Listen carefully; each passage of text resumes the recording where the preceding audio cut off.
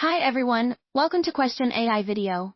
The number of particles in a given volume of gas depends on the temperature of the gas. 1 point. What is Avogadro's number? 6.022 times 10 to the power of 23.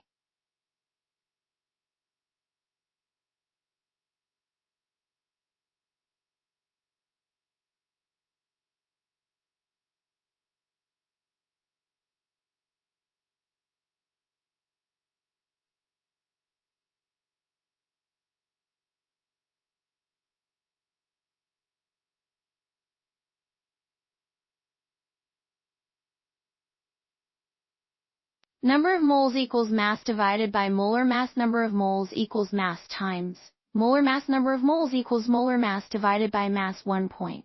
What is the formula for molar mass? Molar mass equals. Want the full explanation? Check out the details below for the complete answer.